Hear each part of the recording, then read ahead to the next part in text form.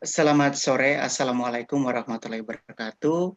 Salam sejahtera, Shalom, Om Swastiastu, Namo Buddhaya, salam kebajikan buat para narasumber yang sudah hadir di Zoom pada kesempatan baik di sore hari ini, dan juga untuk teman-teman sekalian yang mungkin saat ini sudah mulai menyaksikan di Facebook Bung Hatta World.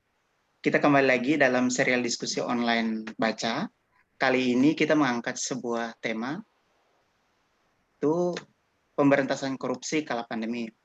Nah, ini topik yang selalu mewarnai kehidupan kita belakangan ini, apalagi belakangan ada kasus yang bahkan melibatkan menteri, lalu juga sembari ada investigasi atau mungkin ada tindak lanjut ya dari media, dari aparat penegak hukum juga untuk beberapa nama terkait, terutama nama-nama yang berasal dari kelompok politisi gitu.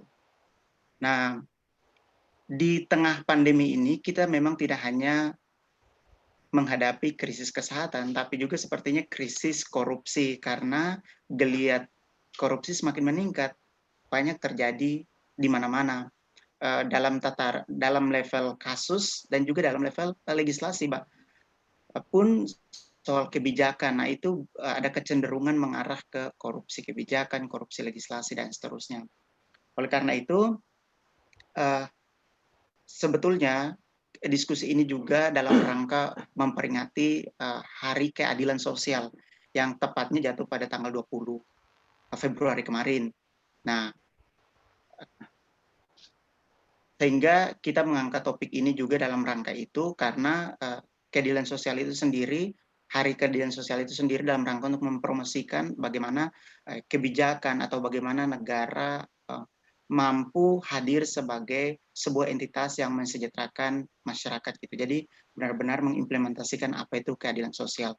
Nah, di tengah-tengah kita telah hadir dua orang narasumber. Yang pertama adalah Bapak Laude M. Syarif, beliau adalah Direktur Eksekutif Kemitraan, dan juga beliau tidak asing karena sempat menjadi Wakil Ketua Komisi Pemberantasan Korupsi untuk periode 2015 sampai 2019. Lalu yang kedua ada Mbak Dewi Anggraini, peneliti dari Indonesia Corruption Watch. Nah, bersama dengan beliau berdua ini kita akan mengulas lebih jauh persoalan-persoalan korupsi di tengah pandemi. Tentu nanti kita akan coba melihat kenapa sih banyak terjadi korupsi pandemi, lalu kenapa bisa terjadi terhadap bansos misalnya, sebagai sesuatu hal yang sangat istilahnya penting sekali, mendasar untuk pemenuhan kebutuhan hidup masyarakat di tengah krisis yang kedaruratan ini gitu. Lalu bagaimana kita memulai tata kelola yang baik ke depannya. Nah, untuk kesempatan yang pertama, saya akan memberikan kepada Mbak Dewi Anggraini, peneliti Indonesia Corruption Watch, untuk memberikan pemaparan ulasan kenapa korupsi di tengah pandemi ini semakin menggeliat. Begitu Mbak Dewi, untuk waktu dan tempatnya saya persilakan. Ya, terima kasih Neles. Selamat sore Bapak Ibu sekalian, teman-teman. Karena ini juga live di Facebook Baca. Selamat sore juga kepada netizen begitu ya. Terlebih kepada Pak Laude, selamat sore. Sudah lama juga tidak jumpa lagi Pak. Kayaknya terakhir memang ketika kami audiensi atau hearing gitu ya, lebih banyak ke KPK gitu. Nah, mungkin di sore hari ini saya akan sedikit memaparkan apa yang telah dilakukan ICW gitu ya. Jadi kalau kita lihat dari pemberitaan media kan sebenarnya dikuliknya banyak, apalagi kalau misalnya kita baca majalah Tempo gitu ya. Dikuliknya itu sudah habis-habisan. Kalau misalnya bawang itu lapisannya banyak, sama Tempo sudah dihabiskan begitu ya kalau bisa dibilang gitu. Nah, yang akan saya presentasikan, yang akan kita diskusikan saja di sore hari ini adalah apa yang dilakukan ICW dalam melihat celah-celah korupsi di masa pandemi begitu. Nah, ini dengan judul Korupsi dalam Masa Pandemi COVID-19. Perkenalkan, sebelumnya saya Dewi Anggraini, peneliti Indonesia Corruption Watch. Next, Neles. Nah, mungkin ini sedikit pemaparan saja kalau selama masa pandemi ini apa sih yang penting kita perhatikan gitu ya, atau di berita-berita selain sekarang masalah curah hujan yang tinggi, kemudian resapan air yang tidak baik yang pada akhirnya berakibat pada banjir begitu, terlebih di wilayah DKI Jakarta.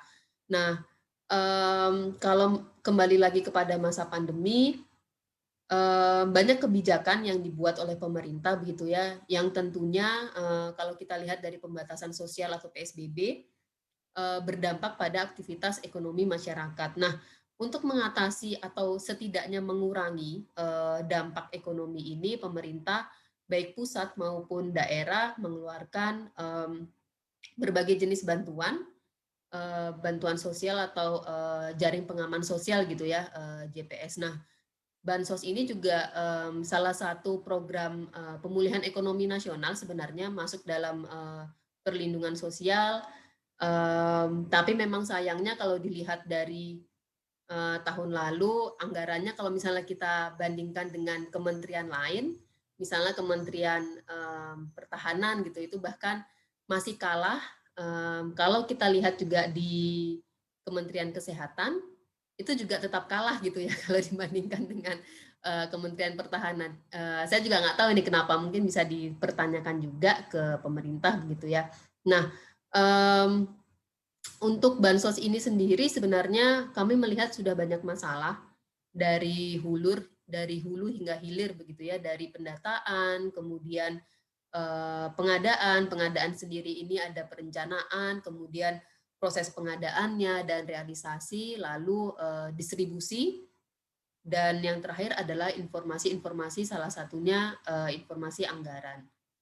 Nah, next Niels. Nah, lingkup monitoring ICW sendiri di masa pandemi COVID ini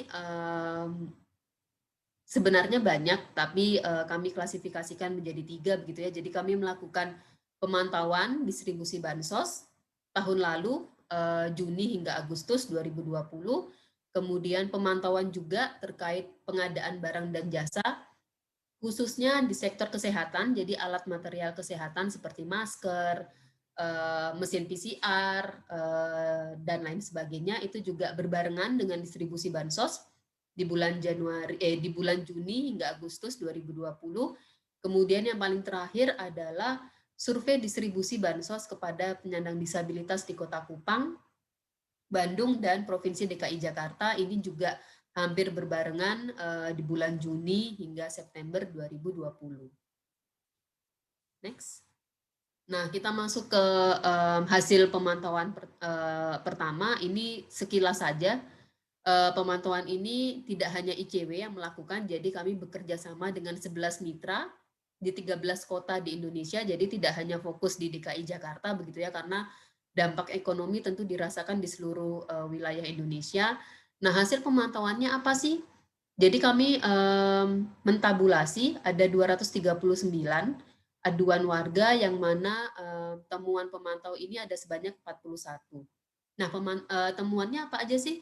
Jadi ada beberapa yang kami highlight, seperti bansos yang tidak tepat sasaran, kemudian ada pemotongan, bansos juga tidak sesuai dengan kebutuhan, kemudian ada pungli juga, inclusion error. Jadi yang dimaksud inclusion error ini adalah penerima manfaat atau penerima bansos yang seharusnya masuk dalam DTKS Kemensos gitu ya, sebagai penerima tetapi tidak masuk dalam daftar DTKS itu.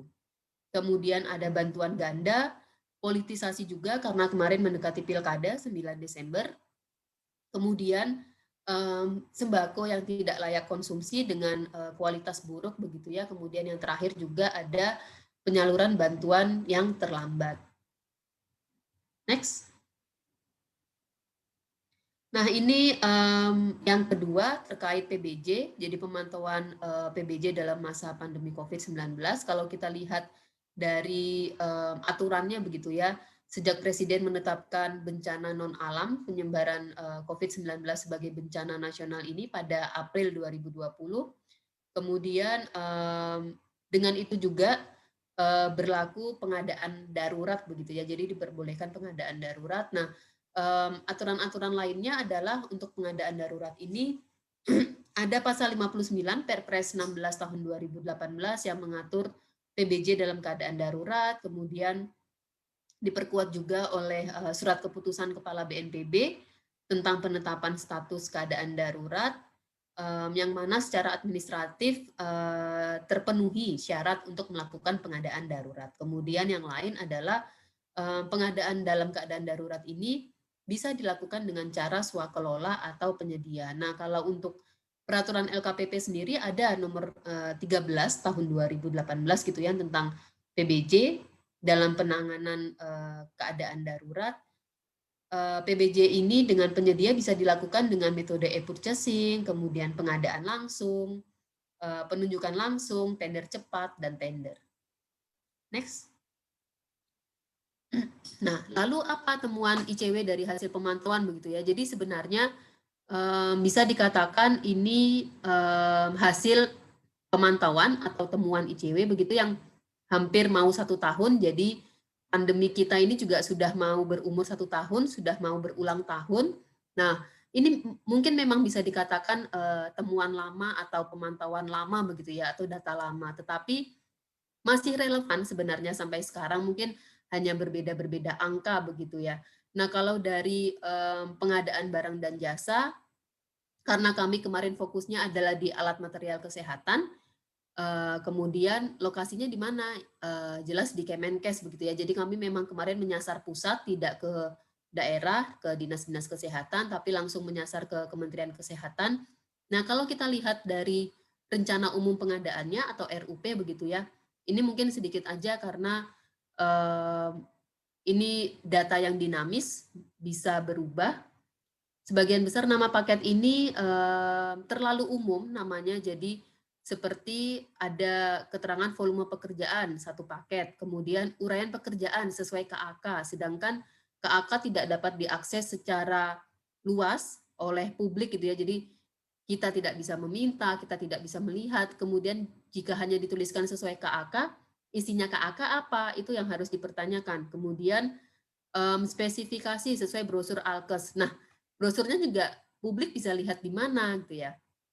Nah, yang lain adalah tidak semua kementerian lembaga pemerintah daerah begitu ya mencantumkan lokasi pekerjaannya kalau misalnya terkait konstruksi.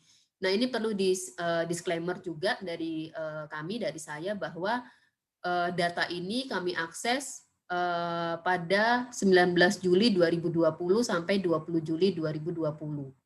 Begitu dengan kata kunci yang ada di sini seperti COVID, PCR, swab, rapid test gitu ya. Jadi kalau misalnya teman-teman sekalian mau mencari posisi datanya seperti apa sekarang gitu ya, pasti akan berubah.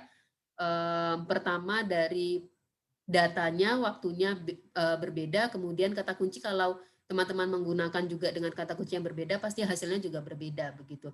Nah, ini sekilas juga terkait paket pengadaan yang menggunakan APBN ada 175 paket, dengan rincian ada pengadaan langsung sebanyak 74, e-purchasing 59, metode darurat 17, kemudian penunjukan langsung 14, tender cepat, tender dan dikecualikan. Nah, lalu apa sih sebenarnya dampak gitu ya kalau misalnya nama paket pengadaan ini terlalu umum, ada 430 paket yang ICW temukan. Dampaknya adalah seperti kami ICW gitu ya kemarin ketika mencari data kemudian oh ini datanya terlalu umum. Jadi kami tidak tahu bentuk pengadaan yang dimaksud gitu. Kalau hanya satu paket sesuai KAK, pengadaannya bentuknya apa gitu. Kemudian next. Nah, ini rencana pengadaan langsung yang mana seharusnya kalau kita lihat dari Perpres 16 tahun 2018 metode dengan pengadaan barang dan jasa dengan menggunakan pengadaan langsung ini tidak boleh lebih dari 200 juta. Tetapi yang kami temukan di Kementerian Kesehatan, pengadaan langsung dengan anggaran lebih dari 200 juta. Ini ada 11 pengadaan. Yang mana bahkan ada yang sampai 2 miliar gitu ya. Jadi Balai Besar Laboratorium Kesehatan Surabaya. Ini bahkan sampai 2 miliar. Ada yang 1 miliar. Jadi tentu ini seharusnya tidak masuk dalam skema metode pengadaan langsung. Nah, ini juga apa yang menjadi alasan Kementerian Kesehatan begitu ya, dan tentunya ini pasti diaudit juga, dilihat juga oleh LKPP mengapa anggaran-anggaran seperti ini juga bisa lolos dan masuk dalam metode pengadaan langsung. Next. Nah, ini kemudian terkait pengadaan lainnya adalah realisasi. Jadi kalau tadi kita melihat rencana umum pengadaan, untuk slide ini kita lihat adalah realisasi. Nah, realisasi ini tidak sesuai dengan perencanaan dan sebaliknya. Jadi bisa saja tidak ada di perencanaan, tapi kemudian dilakukan pengadaan dan ada di realisasi. Bisa juga sebaliknya begitu ya. Dan bisa juga ada tidak ada perencanaan, tidak dipublikasikan juga ini realisasinya. Jadi memang ini yang bermasalah. Sudah disediakan kanal-kanal untuk tinggal memasukkan data, begitu perencanaan dan realisasi RUP dan LPSE, tetapi tidak dipergunakan secara maksimal. Nah, ini memang apa tujuannya? Yang pasti yang kami tahu ICW begitu ya, ini akan memotong atau membuat publik khususnya mungkin ICW gitu ya, tidak bisa memantau secara lebih detail. Jadi sisi pengawasan tentu akan terabaikan di bagian-bagian seperti ini kalau kementerian saja tidak taat pada aturan, tidak menjalankan mekanisme yang seharusnya begitu. Next. Nah, ini rekam jejaknya. Jadi kalau pengadaan-pengadaan tadi untuk kesehatan, rekam jejaknya ini sebenarnya bisa dicari juga gitu ya. Kalau teman-teman melihat di RUP dan di LPSE tentu sudah ada informasi siapa saja yang mengikuti lelang, mengikuti pengadaan, kemudian pemenangnya siapa. Itu pemenangnya pasti dibintangi. Nah, untuk rekam jejaknya sendiri, ICW ada 2 catatan di sini sebenarnya. Jadi yang pertama adalah tidak ada informasi di kolom pemenang pada halaman LPSE gitu ya. Tapi tiba-tiba di bagian hasil evaluasi ada perusahaan yang dibintangi. Salah satunya adalah PT Sia Sunanda Indonesia. Nah, kalau benar perusahaan ini pemenangnya, dari hasil penelusuran mandiri ICW, perusahaan ini itu tidak memiliki banyak pengalaman gitu ya terkait pengadaan alat material kesehatan. Yang ada adalah mereka ini mengikuti tender pembangunan jaringan dan kontraktor. Jadi lebih dari sisi konstruksi begitu. Nah, kemudian yang lain adalah pengadaan daya tahan tubuh bagi mahasiswa, masker, dalam rangka penanganan pandemi COVID oleh Poltekkes Kementerian Kesehatan Kupang.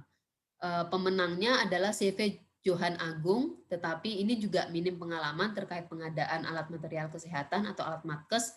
Nah, beberapa tender yang pernah diikuti bahkan oleh CV ini pengadaan perlengkapan gedung, kemudian pengadaan buku, begitu ya. Jadi jelas belum ada pengalaman sama sekali untuk menjadi pemenang dalam pengadaan alat matkes.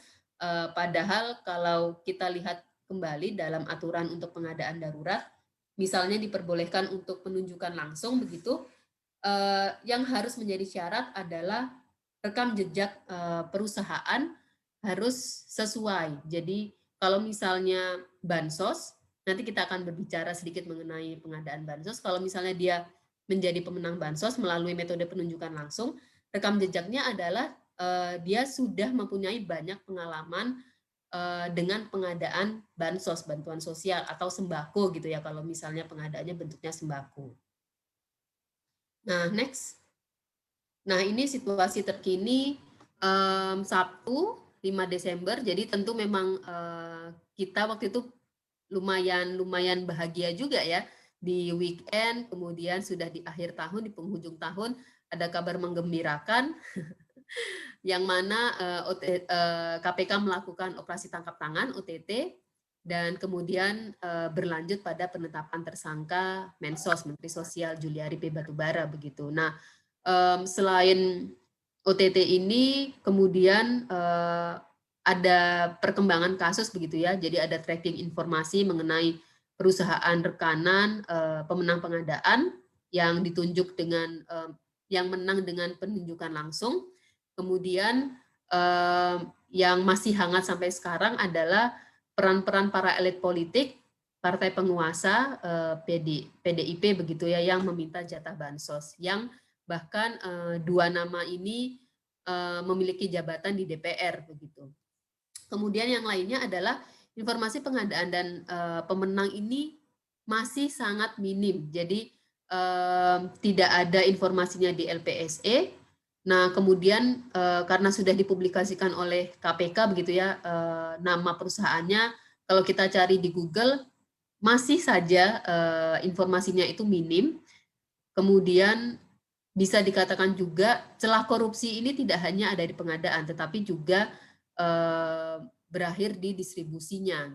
Nah, kalau kita berbicara untuk korupsi yang dilakukan pejabat Kemensos, terlebih Menteri Sosial juga, apa sih yang dikorupsi objeknya? Nah, objeknya adalah program sembako Jabodetabek untuk penyandang disabilitas. Next. Nah, ini mungkin yang menarik ya menurut saya ya, karena sangat berkaitan. Jadi ICW melakukan survei distribusi bansos kepada penyandang disabilitas. Jadi tidak hanya di DKI Jakarta, tetapi juga di Kota Kupang dan Bandung begitu ya. Nah, kemarin waktu untuk launching survei DKI Jakarta sebenarnya hampir bertepatan dengan OTT KPK begitu. Jadi kemarin masih menjadi isu hangat juga dan kemudian dikaitkan. Nah, ternyata kaitannya sangat banyak nih. Kalau dari hasil survei ditemukan ada beberapa hal. Jadi misalnya pendataan penerima bansos penyandang disabilitas ini masih bermasalah dan tidak akurat. Kita tahu bahkan sekarang Ibu Menteri Sosial, Ibu Risma begitu ya, mau membenahi DTKS. Jadi data terpadu kesejahteraan sosial yang dimiliki oleh Kementerian Sosial itu mau diperbaiki karena memang hulunya adalah di situ, permasalahannya adalah di situ. Jadi kalau pendataan tidak benar maka akan berpengaruh juga nih kepada pengadaan, kemudian distribusinya, dan pada akhirnya ya juga akan berpengaruh pada anggaran begitu ya. Kemudian adanya pemotongan bantuan sosial, penerimaan bantuan sosial yang tidak tepat waktu, lalu informasi mengenai adanya bansos ini bahkan belum diketahui oleh teman-teman penyandang disabilitas, yang mana sebenarnya kalau dilihat dari bentuk informasinya ini tidak ramah disabilitas, lengkap dan mudah dimengerti. Jadi mungkin karena bentuk-bentuk informasi itu yang membuat para penyandang disabilitas ini tidak tahu dan tidak paham mengenai adanya bansos yang seharusnya menjadi hak mereka gitu ya.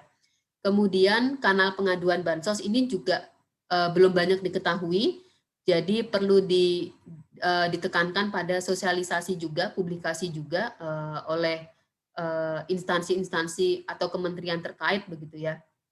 Dan yang lainnya adalah bentuk dan jumlah bansos yang diberikan ini belum sesuai dengan informasi yang diketahui, termasuk kualitas bansos yang tidak layak konsumsi.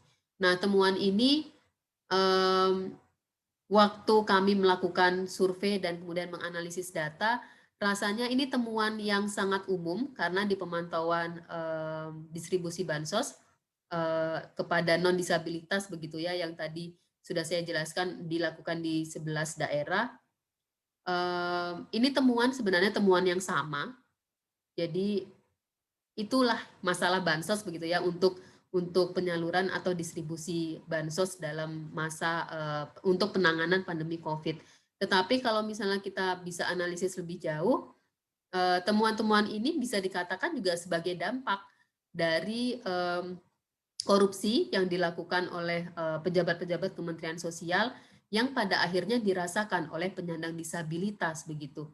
Yang mana mereka sudah bisa dikatakan keterbatasan fisik sehingga disebut penyandang disabilitas begitu ya. Kemudian kehilangan pekerjaan, pengurangan pendapatan.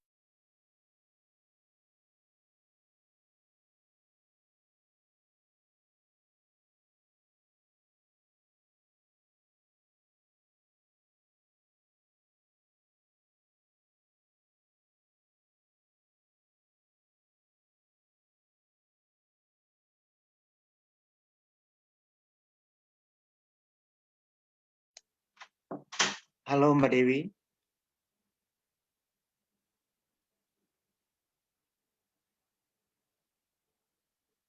Halo teman-teman, bisa dengar suara saya ya? Dengar, Mas. Oh iya. Berarti sepertinya Mbak Dewi.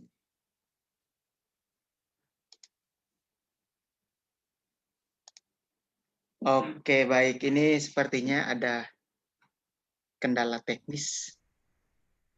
Jadi, ya. Oke, baik. Saya mengingatkan sebelum nanti coba Mbak Dewi bergabung lagi atau nanti saya akan bergeser ke Pak Laude. Saya mengingatkan untuk teman-teman semuanya yang berada di room ini ataupun yang menyaksikan dari Facebook Bung Hatta Award untuk bisa memberikan komentar atau pertanyaan. Kalau ada, silakan saja ditulis di fitur chat yang tersedia. Lalu bisa juga nanti kalau ada waktu mengajukan secara langsung kepada narasumber sehingga kita bisa berdiskusi bersama. Oke, ini saya di chat sama Mbak Dewi sebentar ya teman-teman.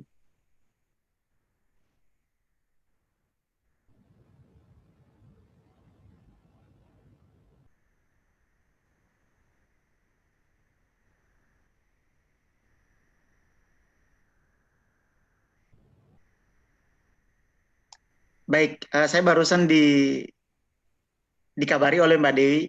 Oh ya, sudah bergabung lagi ya. Pembicaraan soal korupsi bansos tadi tiba-tiba koneksi down-nya. Karena memang saya juga kaget. Padahal koneksi kelihatannya dari awal Mbak Dewi bicaranya lancar sekali, nggak ada gangguan apa-apa gitu kan. Tapi ya udahlah. Ya, saya serahkan lagi ke Mbak Dewi, masih ada waktu bisa diulas kembali lagi gitu. Oke, Pemaparannya. oke, terima kasih Neles. Padahal tadi sudah menarik ya. Iya, udah seksama Tiba-tiba, nih bicaranya kan. iya kok tiba-tiba langsung hilang. Oke, kalau Iya. begitu saya kembali lagi.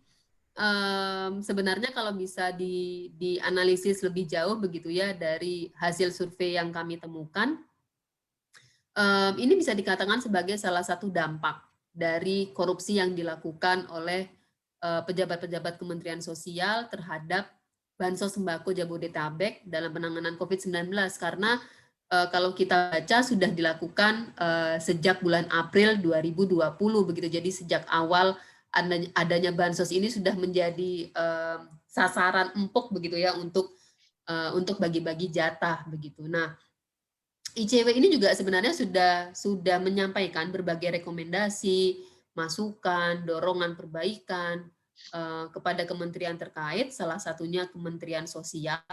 Nah, masalah-masalah itu setidaknya yang berhubungan dengan pengadaan barang dan jasa itu terkait metode penunjukan langsung serta distribusinya karena memang ini celahnya sangat lebar, bisa meskipun aturannya juga ketat sebenarnya tapi selalu ada celah yang bisa dimanfaatkan begitu ya oleh oknum-oknum yang mana sebenarnya salah satu dorongan ICW ini juga membuat perencanaan pengadaan dan juga pengelolaannya harus dilakukan secara transparan. Nah,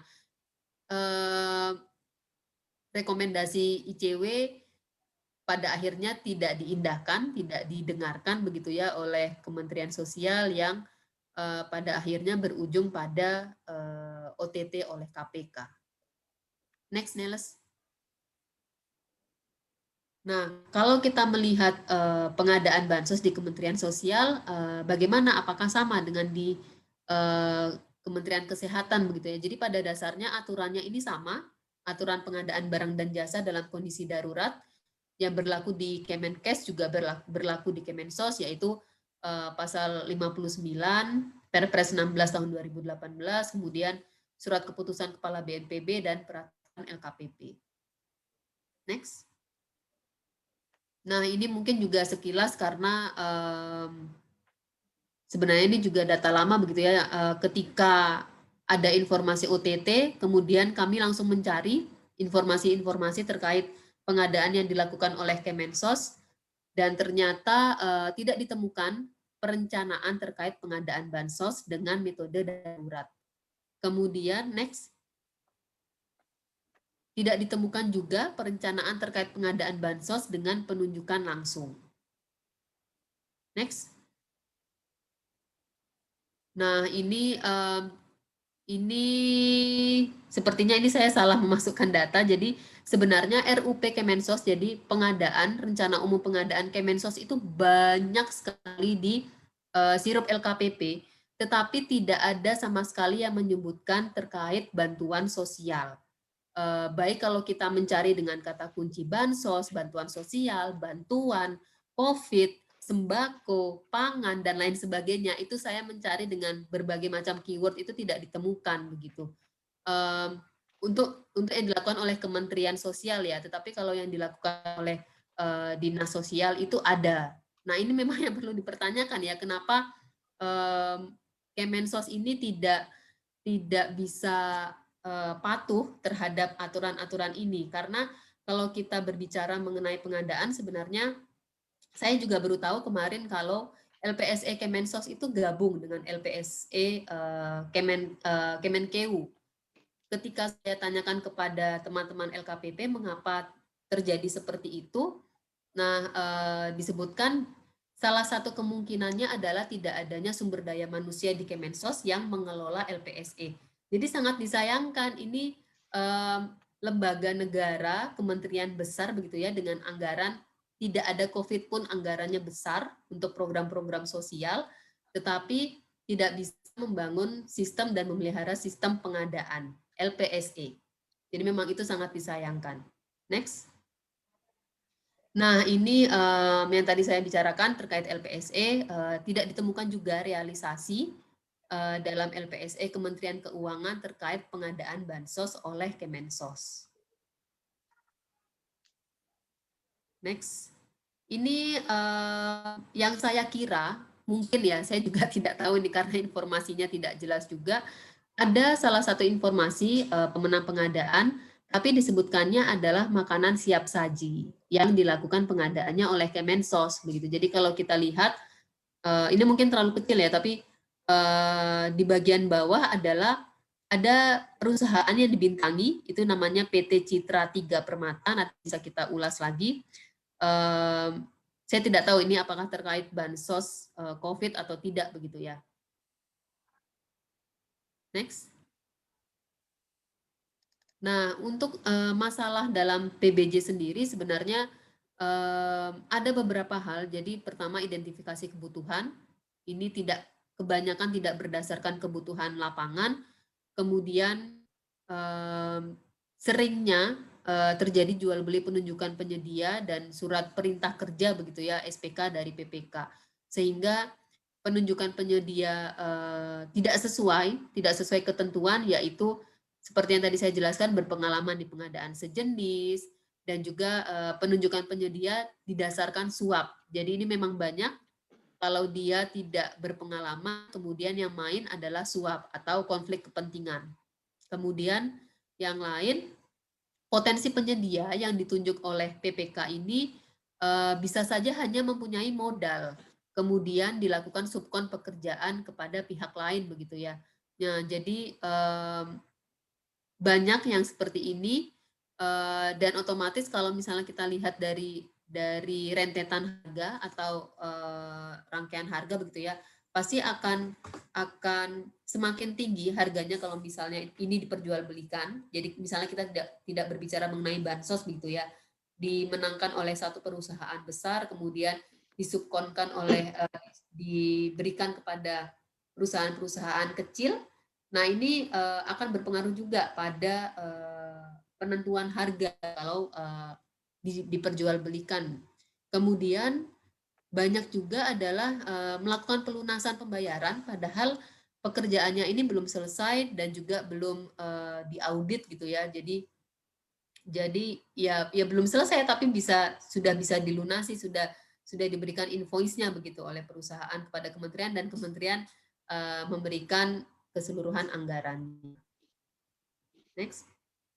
Nah, kalau kita berbicara mengenai rekam jejak pemenang pengadaan bansos, untuk PT Raja Wali Parama Indonesia yang disebut-sebut dalam pemberitaan OTT KPK begitu ya, terkait korupsi di Kemensos, ini juga tidak ditemukan informasi di LPSE Kementerian Keuangan, pun juga dengan mesin pencari Google. Yang lain adalah akta perusahaan, ini kami juga beli, PT Raja Wali Parama Indonesia ini ternyata baru berdiri 4 Agustus 2020. Jadi sangat terlihat bahwa perusahaan ini memang sengaja didirikan untuk langsung dimenangkan begitu ya sebagai pemenang untuk pengadaan penunjukan langsung oleh pejabat Kementerian Sosial. Nah, ini dijelaskan juga kalau PT Raja Wali Parama Indonesia ini bergerak di banyak bidang, salah satunya adalah bidang perdagangan besar makanan, minuman, dan tembakau, yang lain adalah perdagangan besar daging dan daging olahan lainnya. Nah, kalau tadi kita lihat PT Citra Tiga Permata yang sebagai salah satu pemenang di makanan siap saji di Kemensos gitu ya, tidak ditemukan juga dalam mesin pencari Google, dan akte perusahaan PT Citra Tiga Permata ini berdiri 15 Maret 2019. Bergeraknya di bidang penyediaan makanan dan minuman, perdagangan besar makanan dan minuman. Next. Nah, ini beberapa kesimpulan. Jadi untuk pengadaan baik alat kesehatan, alat material kesehatan maupun bantuan sosial ini bisa dikatakan belum transparan perencanaannya, kemudian realisasinya.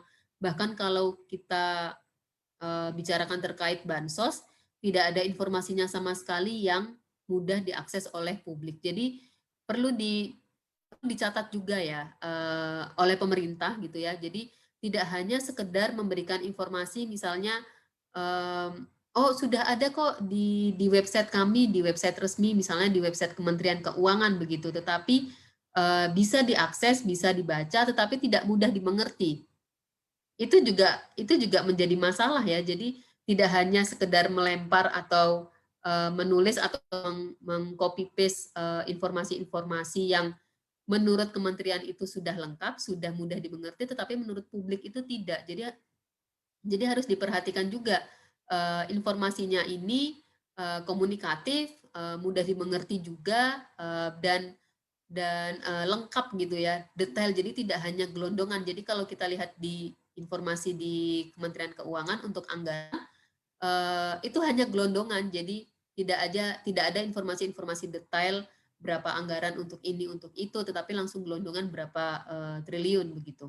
Kemudian poin yang kedua adalah metode pengadaan ini tidak terinformasi dengan jelas sehingga tidak bisa dipantau oleh publik atau masyarakat. Padahal meski ada peraturan LKPP tentang pengadaan darurat, tidak serta-merta informasi perencanaan dan pengadaan ini minim informasi. Jadi jangan dibenarkan juga ini masa darurat, pengadaan boleh sekenanya karena untuk kepentingan masyarakat luas gitu ya, tetapi tidak atau mengesampingkan informasi-informasi yang seharusnya diberikan kepada publik. Kemudian data-data dan informasi tidak valid atau minim sehingga menyebabkan kebingungan atau bahkan keacuhan oleh publik. Yang kalau kita tahu sebenarnya kalau terkait alat material kesehatan bahkan menyebabkan kematian begitu ya untuk para tenaga medis. Nah, untuk distribusinya sendiri kalau bansos, dan ternyata tidak hanya bansos, jadi alat material kesehatan ini juga bermasalah. Informasi penerimanya, kemudian jenis barang yang didistribusikan ini tidak terinformasikan, tidak diinformasikan dengan baik oleh kementerian atau lembaga terkait. Lalu terkait anggaran belanja kesehatan dan bantuan sosial ini hanya diinformasikan secara gelondongan, Padahal bantuan sosial ini sebagai salah satu upaya pemulihan ekonomi masyarakat. Nah, rekomendasi kami yang terus kami ulang-ulang di semua kesempatan, yang pertama adalah membuat perencanaan pengadaan barang dan jasa dan tentunya informasi realisasinya secara transparan di Sirup dan LPSE. Kemudian yang kedua adalah melibatkan publik dalam pengawasan secara maksimal sejak dari perencanaan, jadi identifikasi kebutuhan hingga realisasi pengadaan. Jadi identifikasi kebutuhan ini juga penting ya. Jadi tidak hanya sekedar oh ini masa pandemi, ekonomi masyarakat menurun, kemudian daya beli masyarakat menurun, terbatasnya akses, sehingga dengan memberikan sembako cukup. Tapi yang diberikan sembakonya ternyata hanya beras misalnya. Nah, warga masa hanya makan nasi gitu ya tanpa lauk begitu. Kemudian kalau misalnya ada lauk, ternyata seharusnya misalnya sarden, ini temuan kami juga dari hasil survei, seharusnya sarden 4 kaleng yang diberikan hanya 2 kaleng. Seharusnya beras itu berkualitas, bahkan yang diberikan adalah beras dengan merek-merek yang tidak pernah terdengar sama sekali namanya, lalu berkutu dan bau. Masa seperti itu akan dikonsumsi oleh masyarakat begitu. Jadi jangan hanya melihat masyarakat miskin bisa dikatakan gitu ya, yang perlu menerima bantuan ini hanya sebagai objek yang oh ya ini mereka yang penting bisa hidup, tidak seperti itu. Jadi mindset itu harus diubah karena kita semua mempunyai hak yang sama untuk mendapatkan bantuan, tidak hanya karena semuanya juga akan mempengaruhi perekonomian begitu ya. Jadi jangan dianggap sebelah mata teman-teman misalnya penyandang disabilitas yang mungkin kalau pemerintah berpikir oh penyandang disabilitas tidak akan mengadu atau mengeluh atau lain sebagainya. Nah, adanya kami salah satunya ICW untuk merangkul teman-teman ini untuk bersuara lebih keras kepada pemerintah bahwa mereka tidak mendapatkan hak yang semestinya mereka dapatkan. Jadi misalnya kualitas bansos ini harus diperbaiki, pun yang kemarin rekomendasi salah satunya adalah berubah menjadi tunai, ya sekarang sudah dilaksanakan oleh Kementerian Sosial begitu ya, sudah berubah menjadi BST, bantuan sosial tunai, tapi itu tidak menafikan masalah-masalah lain, misalnya salah satunya adalah pendataan. Kemudian untuk penanganan korupsi terkait pandemi COVID-19 ini patut dijadikan prioritas oleh aparat penegak hukum. Dan yang terakhir adalah aparat penegak hukum kami dorong untuk menelusuri pihak atau kementerian lain yang berpotensi terlibat atau mempunyai peluang penyelewengan pengadaan publik yang sama seperti yang sudah terjadi di Kementerian Sosial. Begitu Neles dari saya kembalikan kepada Neles. Terima kasih. Oke, baik. Terima kasih Mbak Dewi untuk pemaparannya. Mohon maaf teman-teman mungkin agak panjang, tapi sebetulnya tadi menarik sekali karena ini korupsi situasinya adalah pandemi, jadi ini soal kemanusiaan yang dikorupsi. Jadi pemaparan tadi itu bisa, saya pikir bisa ini ya, agak mengusik kita ya kan. Jangankan itu Mbak, di samping kosa itu kan ada warteg tuh. Terus lalu ngobrol sama ibunya di situ, dia ngeluh juga. Warga sekitar ternyata pada komplain kok berasnya yang sudah apa itu namanya, beras yang kualitas jelek sekali gitu, sampai warga nggak makan duren 3 buat ini aja, buat apa ya, nyambung lah apa yang dia bilang gitu kan. Nah, oke baik, tadi sudah sangat komprehensif dijelaskan oleh Mbak Dewi. Tidak hanya kita, tapi teman-teman disabilitas juga nih, mereka juga yang sebetulnya rentan terancam juga nih. Jadi tadi ada persoalan besar ya, kalau saya lihat itu adalah masalah sistem. Nah, karena itu saya mau ke Pak Laode supaya Bapak mungkin bisa memberikan tanggapan, memberikan gambaran, atau mungkin masukannya soal tata kelola sistem ini ke depan seperti apa, Pak? Silakan Pak Laode. Ya, terima kasih. Selamat sore rekan-rekan semua. Saya senang bisa bergabung pada kesempatan ini. Kalau bisa saya dibolehkan untuk share screen ya. Belum bisa ini saya lihat. Silakan Pak. Belum bisa. Ya, sekarang bisa. Jadi terima kasih. Sebenarnya tadi itu Dewi sudah ngomong banyak ya yang sangat teknis bahkan. Jadi saya kembalikan ke yang umum-umumnya saja supaya menjadi gambarannya menjadi lengkap ya. Jangan kita lupa bahwa harus kita selalu belajar dari masa lalu, ya. Mengapa itu penting? Karena masa lalu kita ternyata pengalaman empiris ini ya, bukan persepsi yang dibikin TI atau apa. Ini empiris, pengalaman empiris, pengalaman bukti nyata. Nah, dana untuk tsunami itu sekitar 5 triliun itu nggak jelas pergi kemana gitu kan. Jadi setiap dana besar untuk bantuan sosial atau subsidi macam-macam sering. Ini seharusnya tadi saya ngomong duluan ya kalau satu kayak gini karena ini tapi ini kita flashback ke belakang ya supaya tadi Devi ngomongin yang detailnya, sekarang saya ngomongin yang agak gambaran besarnya. Bahkan dulu organisasi internasional yang bantu Aceh pun itu dituduh terlibat fraud. Ada 22 itu. 22 orang. Jadi jangankan orang Indonesia ya. Jadi orang internasional yang selalu mengkampanyekan transparansi and accountability juga kan. Pernah juga kita dapat tsunami satu kali di Jawa Barat. Itu David Kurniawan pernah diproses KPK 8,3 miliar. Jadi gempa Lombok itu kasihan itu anggota DPR saja mau nyunat itu ditangkap oleh seorang jaksa. Sekedar informasi, jaksa yang OTT dia itu adalah mantan jaksa KPK. Itu belum lama loh, tahun 2018 sebelum COVID ya. Itu yang likuifaksi Palu, KPK kecam keras. Itu teman saya Pak Saud, kita tangkap juga waktu itu. 10%. Jadi orang yang sudah kena bencana, uangnya pasti dikorupsi negeri ini. Jadi ini sama dengan burung ini, sama dengan ini sama-sama flu, semua COVID. Tapi satu flu burung, satu flu manusia. Ibu Siti Fadila sampai masuk penjara juga, gara-gara uang. Jadi mirip ini mirip. BLBI itu juga bantuan tuh, bantuan untuk bank 138T. Senturi itu juga 6,7T.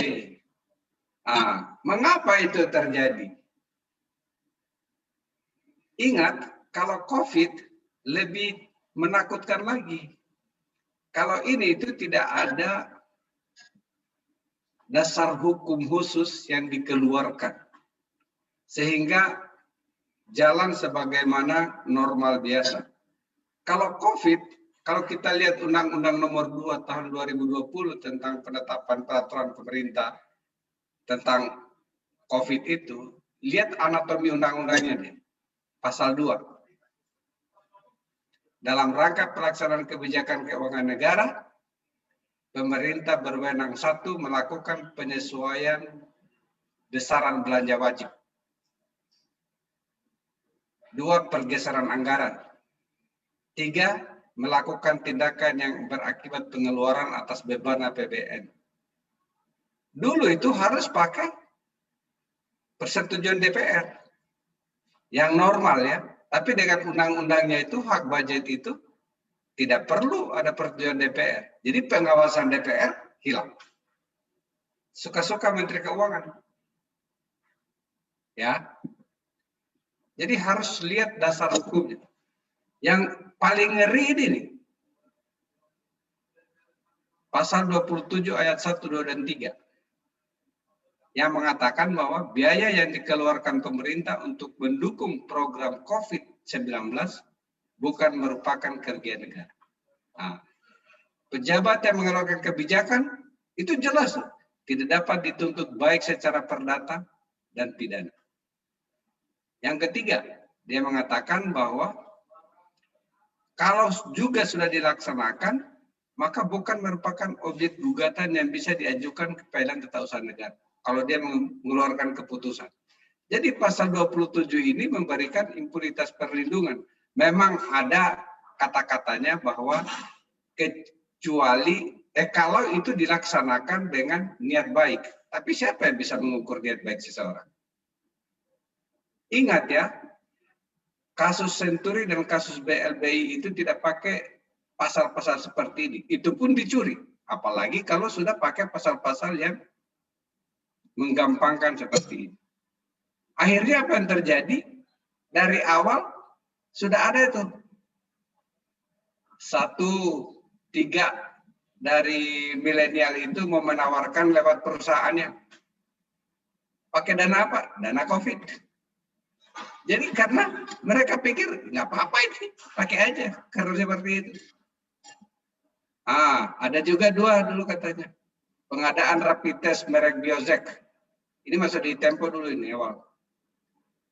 Habis itu dia bilang itu buatan Belanda. Padahal setelah kita lihat itu buatan Cina. Harganya seperti apa? Beda itu harganya. Oleh karena itu, saya ingatkan tanggal 12 Juni 2020. Jadi 6 bulan lalu. Saya sudah tulis di Kompas itu. Menyelamatkan dana COVID. Karena apa? Saya sudah lihat sejarahnya.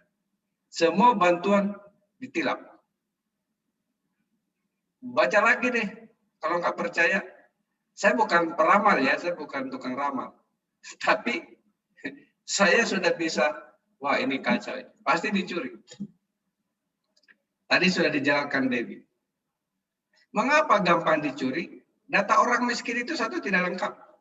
Jadi kalau mau tambah-tambah orang miskin, gampang sekali. Waktu di KPK kita berusaha, waktu saya di KPK pernah berusaha untuk verifikasi data orang miskin. Baru sekitar berapa persen, belum selesai. Jadi gampang dimanipulasi. Apalagi undang-undangnya tadi mengatakan penunjukan langsung diperbolehkan. Yang ketiga, pengawasannya, DPR saja nggak boleh mengawasi. Pergeseran boleh. Dan di lapangan paling banyak pemanfaatan dana bansos itu kalau kemarin untuk kepentingan image pimpinan. Baik itu bupati, gubernur, kasih bansos karena mau pilkada kemarin sudah selesai ya. Dan dalam kasus Julian di Batubara ini kelihatan bahwa ada juga untuk partai politik. Oleh karena itu kita harus menagih KPK. Aktor lain ini baru 3 ini yang ditangkap. Karena menurut berita yang banyak dan termasuk berita yang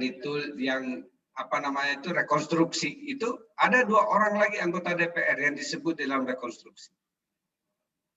Kok belum dilanjutin KPK? Nah, seperti itu. Jadi kita minta aja sama mereka. Masih banyak yang belum. Nah, apa yang harus diwaspadai? Kalau perlindungan sosial itu kan ada 203 T. Jumlahnya itu 695 T. Yang dikorupsi itu banyak kemarin. Kesehatan ini agak lumayan datanya lengkap. Jumlah rumah sakit jelas, jumlah dokter lengkap, jumlah perawat lengkap.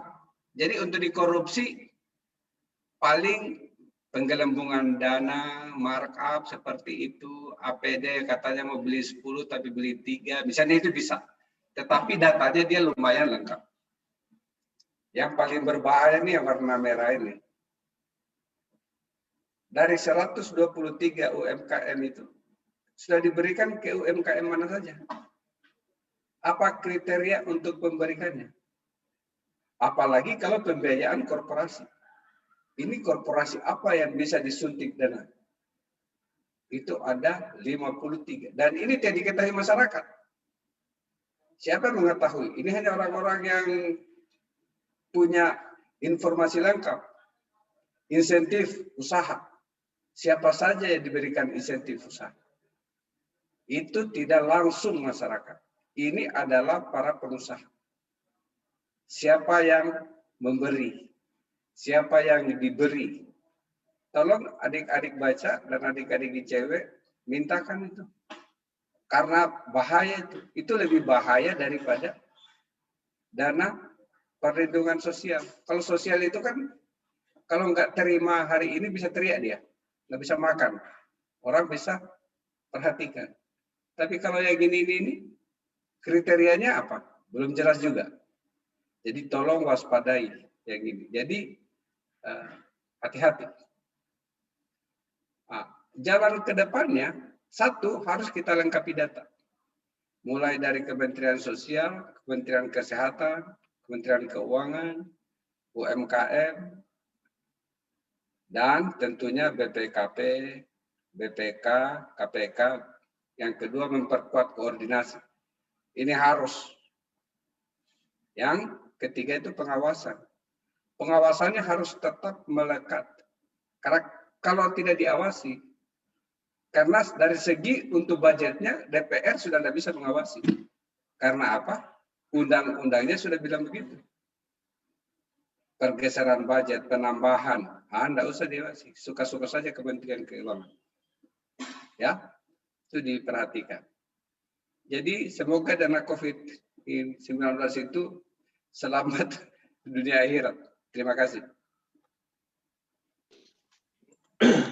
Oke, baik. Wah, terima kasih banyak Pak Laude untuk pemaparannya. Menarik sekali ya tadi yang dipaparkan oleh Pak Laude itu sudah melengkapi apa yang sudah disampaikan oleh Mbak Di tadi. Oke, baik. Saya mengundang kawan-kawan semuanya. Mungkin ada yang mau memberikan pertanyaan, komentar dulu yang ada di room ini.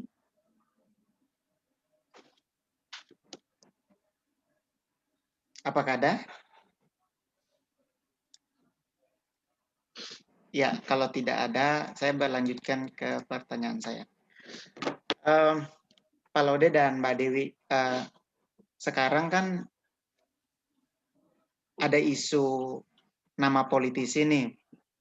Nah, bagaimana aparat penegak hukum bisa didorong untuk melakukan penegakan hukum secara imparsial dan juga lebih cepat begitu?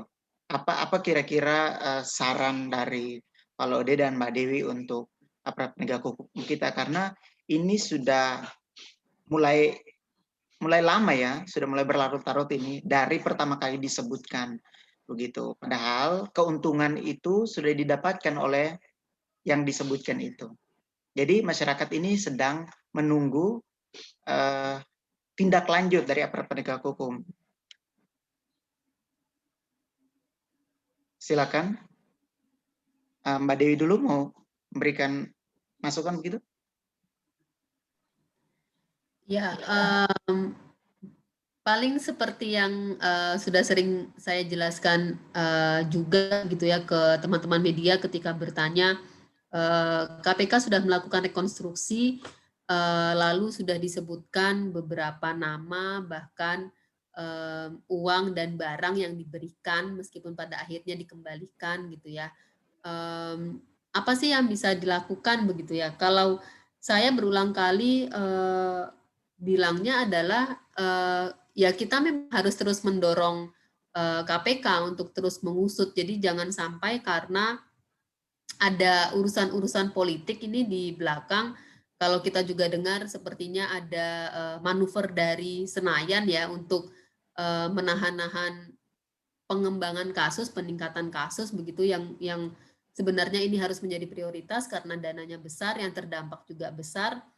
Nah, yang bisa kita lakukan ya sekarang hanya mendorong KPK. Jadi sudah jelas nama-namanya, perannya.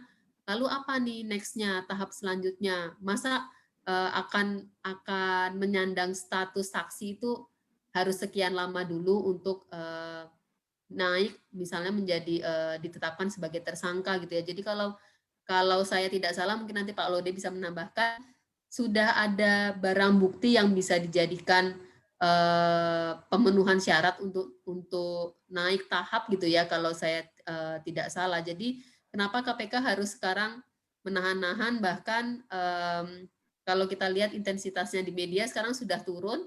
Jadi kalau kemarin ketika rekonstruksi ini seminggu full itu saya juga dihubungin terus, ini gimana dorongan ICW gimana untuk KPK. Ya kami hanya bisa mendorong, tapi lagi-lagi itu kembali pada KPK. Jadi memang kalau bisa KPK tegas, KPK mengusut dan semua yang terlibat itu kena gitu ya. Jadi tidak ada yang merasa untung, ada salah satu orang atau berapa kelompok yang merasa untung. Sepertinya ini bukan saatnya saya merasa tidak beruntung atau lain sebagainya gitu, atau malah merasa beruntung karena tidak kena dicokok KPK gitu. Itu Neles. Oke, baik, Mbak. Saya kayak Pak Laude, mungkin ada pertanyaan tambahan, Pak. Ini bagaimana posisi Dewan Pengawas ini, Pak? Kan saya sempat ngelihat juga ada semacam apa ya? Ada pemberitaan terkait dengan jadi adanya Dewan Pengawas ini, lalu ada hambatan di sana gitu. Nah ini mungkin Pak Laude bisa ngasih perspektif lain terkait pemberitaan itu, sekaligus masukan kepada penegak hukum tadi. Silakan Pak. Saya tidak bisa ya memberikan klarifikasi yang itu ya, karena pertama saya tidak tahu persis apa yang terjadi di sana sekarang, tetapi saya pikir harus kita fokus kepada kalau memang sudah ada cukup bukti atau sudah disebut di dalam rekonstruksi, berarti kan ada pihak lain. Kalau ada pihak lain, ya harus ada kesamaan posisi di depan hukum itu, seperti itu. Tidak boleh pada pilih kasih seperti itu. Jadi harus ada, dan biasanya memang ini biasanya belum tentu ada ya di korupsi-korupsi yang melibatkan yang besar seperti ini itu jarang dilakukan oleh 1-2 orang saja, tetapi dilakukan oleh satu grup. Ya, jadi saya pikir itu bukan tugas saya lah, itu tugasnya kalian dibaca dan ICW untuk memberikan penguatan kepada pimpinan KPK agar segera menyelesaikan. Kalau memang betul ada pihak-pihak lain yang dicurigai ikut bermain di dalam kasus itu. Dan saya yakin Dewan Pengawas harusnya mendukung. Bahkan salah satu tugas Dewan Pengawas apa? Memastikan bahwa KPK itu bekerja secara profesional. Kalau dia tidak profesional, ya nggak boleh didukung. Itu aja. Oke, jadi kata kuncinya adalah kalau sudah cukup bukti, yuk diproses tanpa memandang bulu, kira-kira gitu. Sekali lagi, mungkin ini yang terakhir, saya kasih kesempatan nih buat teman-teman kalau masih ada pertanyaan begitu, atau komentar yang mau diajukan, silakan. Kalau tidak, kita juga sudah di ujung dari diskusi kita di sore hari ini. Saya akan memberikan kesempatan sekali lagi buat Pak Laude dan juga Mbak Dewi untuk memberikan catatan penutup, penekanan-penekanan, kesimpulan lah ya di sore hari ini. Kalau di Facebook tadi saya tidak melihat komentar, jadi kita langsung saja ke bagian akhir gitu. Kesempatan yang pertama saya berikan kepada Pak Laude dulu untuk memberikan penekanan atau kesimpulan begitu Pak, silakan. Terima kasih. Pertama-tama kita harus memahami bahwa dana COVID itu adalah dana yang seharusnya. dipakai untuk menyelamatkan orang-orang yang dalam kesusahan. Orang miskin, orang yang usahanya bangkrut, orang-orang yang betul-betul susah hidupnya. Ya, oleh karena itu harus kita jaga. Dan itu terus terang seperti saya sudah bilang lagi, saya sudah cium sejak awal, sejak keluarnya Perpu. Dan saya punya tanggung jawab moral untuk mengingatkan dengan tulisan itu. Karena saya sudah lihat rentetannya mulai Aceh sampai hari ini, semua dana bantuan itu banyak diambil oleh orang-orang yang tidak bertanggung jawab. Oleh karena itu saya minta dengan sangat hormat kepada pemerintah untuk betul-betul dalam pemanfaatan dana COVID ini, baik itu bantuan untuk pemerintah, baik itu khususnya kepada bantuan kepada insentif dunia usaha, UMKM, yang 3 tadi kotak yang besar itu harus jauh lebih selektif. Kita harus memberikan, mendahulukan yang sudah tidak bisa makan. Itu yang paling penting. Dan terakhir, kita juga minta kepada semua kementerian dan lembaga untuk berkoordinasi dengan baik dan pada saat yang sama melakukan monitoring dan evaluasi yang ketat. Terakhir, apabila ada pelanggaran, saya berharap kiranya KPK, polisi, dan kejaksaan betul-betul serius untuk menuntaskan, karena ini sekali lagi adalah uang orang-orang yang melarat, memakan uang yang betul-betul ditujukan kepada fakir miskin, kepada orang-orang yang susah. Menurut saya itu sama saja dengan minum darah. Oleh karena itu kita harus mengawasi dan selalu mengingatkan, termasuk masyarakat umum. Terima kasih. Assalamualaikum warahmatullahi wabarakatuh. Waalaikumsalam warahmatullahi wabarakatuh. Terima kasih Pak Lode. Mbak Dewi, silakan. Ya, mungkin kalau dari saya, kalau pesan untuk pemerintah tadi sudah disampaikan oleh Pak Laude, mungkin lebih ke partisipasi masyarakat begitu ya, karena kalau kita tidak bergerak, kita tidak berbicara, kita tidak teriak, bagaimana mereka tahu bahwa kita mengalami kesulitan, mengalami kendala begitu ya. Jadi saya harap teman-teman sekalian lebih aktif juga, lebih aktif memantau, berbicara, menulis di media seperti Neles yang lumayan gitu ya, tulisannya banyak. Itu termasuk sebagai bahan-bahan advokasi, publikasi, informasi, bahan-bahan pengetahuan yang sebaiknya kita baca, sebaiknya kita tahu begitu ya, bahwa kondisi saat ini itu bukan kondisi baik-baik saja meskipun sudah diberikan bantuan oleh pemerintah, yang mana ternyata bantuan itu di belakangnya banyak masalah begitu. Jadi kalau memang teman-teman sekalian misalnya yang lancar begitu ya selama ini, sejauh ini menerima bantuan sosial baik dari pemerintah pusat maupun pemerintah daerah, mari melihat teman-teman yang lain, penerima manfaat yang lain yang mungkin mereka dipotong bantuannya atau bahkan tidak terima.